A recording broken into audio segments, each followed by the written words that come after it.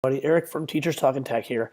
I'm just going to go over some iPad hacks and tricks with you. This was in a recent podcast. If you haven't listened to it, you can listen to it at Podomatic or at iTunes and search for Teachers Talking Tech. All right, so the first one I want to show you, the first trick, is in Settings. So if you go to Settings and then you go to Text Replacement, you can see I put my email address here, and I just shortened it to EROB. What that means is anytime I type EROB, it's going to give me an option of hitting the space bar and auto-filling this whole thing. So there's a lot of shortcuts you can see here. These are really great for long email addresses or paragraphs even. I think there's probably a limit of how long your full statement can be. But anyway, a lot of people don't know about this. Text replacement is very cool. All right, the next one I want to show you is in accessibility. All right, this is guided access. All right, so guided access, when you turn it on, you add a passcode right here. And then, let's see, let me set that up. 1, 2, 3, 4, 5, 6. There we go. Make sure you do not forget that passcode. All right. Now, if I'm in an app and I hit the home button 3 times, 1, 2, 3, it will start guided access. Okay. So, let's see. There we go. I'm sorry, I had to turn on accessibility shortcut. Now, when you triple click the home button, guided access will start. So, I hit the home button 3 times and it will start. And then, let's try that. So, let's say I wanted my child to only be using Safari. Okay. If I hit the home button 3 times, 1, 2, 3, it will start guided access just by hitting start. And then it will lock you into this app. So if I hit the home button, see, it just says you can't get out. And then when you are done, you hit the home button 3 times in a row, put in the passcode, and then you can end that session. Okay, so that's guided access. All right, let's head back to settings. And then when you want to turn that off, you simply just turn off guided access. So another trick here, and this is just for the iPad Air or Air 2, is split screen. So I'm going to open up an app here. Take your finger, and if you're off of the screen and you drag left, it'll bring up a split screen. Okay? It starts off small like this, but if you grab right here and drag left, many apps you can do full split screen. Okay? If you can't do that, it just means the app is not available to do full split screen. Okay, and drag it back. Now, if I grab this up here and pull down, that's where I can find all of my other apps. Not all apps are available in this, but many are. When you're done, you just either drag it all the way or hit the home button, and that'll get rid of the split screen. Okay? All right, another trick, what I really like here, is I like the, I don't know, I call it mouse mode. I don't know what it actually is, but all right, so let me drag that, get rid of that. All right, so let's say I tap here. Here's my cursor. We're used to having to hold down our finger to move our cursor around on the iPad. But if you put 2 fingers down on the keyboard, now all of a sudden it's like a mouse and you can move it anywhere you want and drop it. Okay, and again, you just put 2 fingers down on the keyboard. All right, it's another cool trick right here. It's probably the toughest one, so I'm going to walk you through it. This is a way that you can make your own apps or shortcuts on your iPad. So let me show you an example. So many of these are, and actually I think all of these here, are apps that I made that are shortcuts. So if I tap on this one right here, it takes kids right to my website.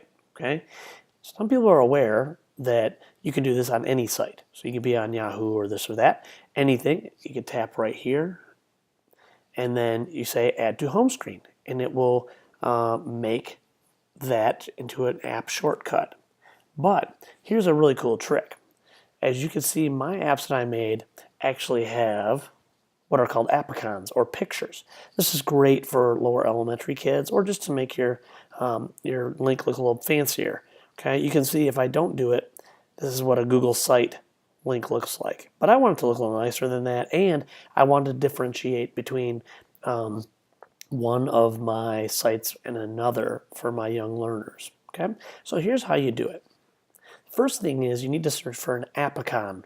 That's what those are called. All right, so you just find an appicon that you like, and you can see how they're all shaped like apps.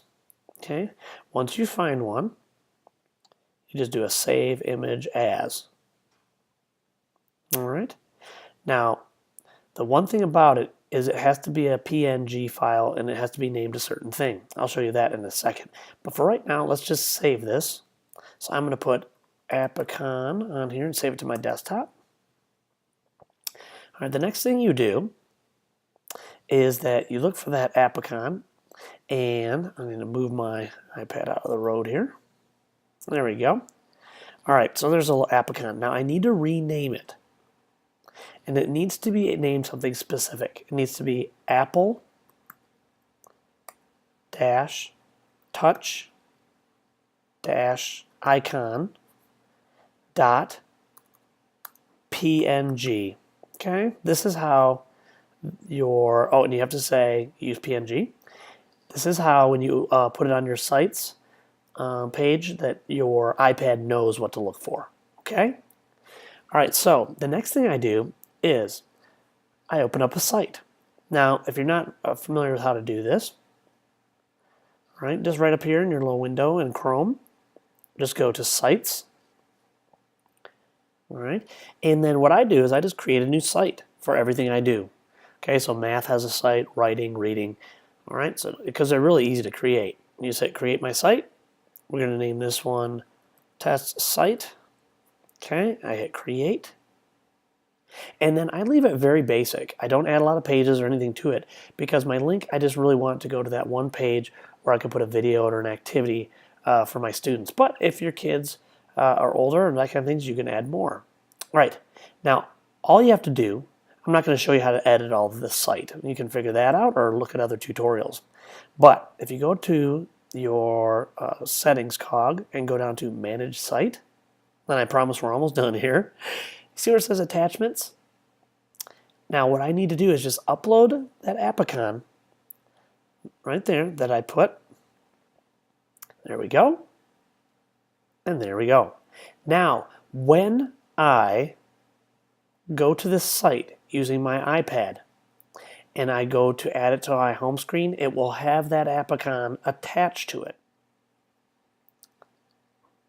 Okay, so now you can see that on my iPad, I went to this same site. By the way, make sure you share it so that it is public or anybody that has the link has permissions. Okay, now when I want to add this to my home screen right here, you will see that it has that appicon attached to it. So when I hit add, there it is. So now it's an app on my iPad and it's a shortcut, easy to use. And when my kids tap it, it just takes them right to that site. Now I can drop anything I want to in there. And just so you know, I use this a lot.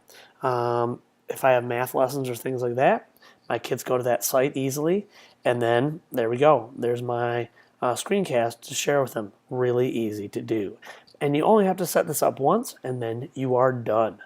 All right, so that's a hack of how to add a shortcut and add the appicon to it using Google Sites. All right, I hope you enjoyed all of these hacks. There were more that we discussed on our podcast, but I do not have time to go through all of those. So if you have questions, you can always email Mike and I at teacherstalkingtech@gmail.com, or you can go to our YouTube or Facebook page and leave a comment. All right, thanks a lot.